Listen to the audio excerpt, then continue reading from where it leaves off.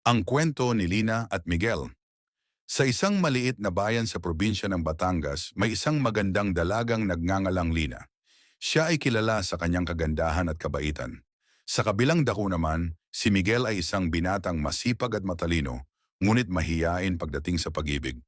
Isang araw habang si Lina ay namimitas ng mga bulaklak sa kanilang hardin, bigla siyang napatingin sa kabilang bakod.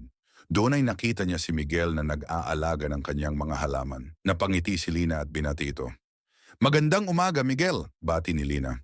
Magandang umaga rin, Lina, sagot ni Miguel na medyo nahihiya. Mula noon, palagi na silang nagkikita at nagkakausap.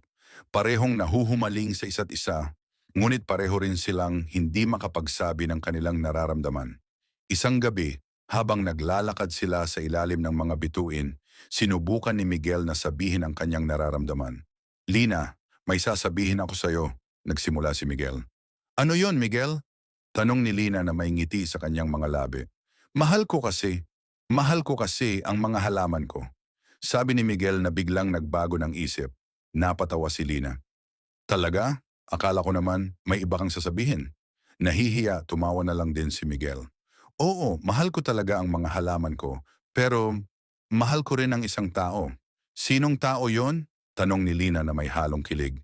Si Lina, sagot ni Miguel na diretso na sa kanyang mga mata. Napangiti si Lina at hinawakan ang kamay ni Miguel. Mahal din kita, Miguel. Mula noon sila na ni Miguel ay naging magkasintahan. Parehong masaya at puno ng pagmamahalan.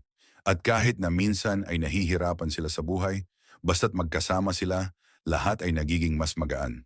Isang araw habang sila ay naglalakad sa bayan, nakita nila ang isang matandang babae na nagbebenta ng mga bulaklak. Miguel, bilhan mo ako ng bulaklak, pabirong sabi ni Lina. Siyempre, Lina, sagot ni Miguel. Lumapit siya sa matandang babae at bumili ng isang magandang rosas. Para sa iyo, Lina, sabi ni Miguel habang inaabot ang rosas. Maraming salamat, Miguel. Mahal na mahal kita, sagot ni Lina na may ngiti. Mahal na mahal din kita, Lina, sagot ni Miguel. At sa ilalim ng mga bituin, sila ay nagyakapan at nagpasalamat sa pag-ibig na kanilang natagpuan sa isa't isa.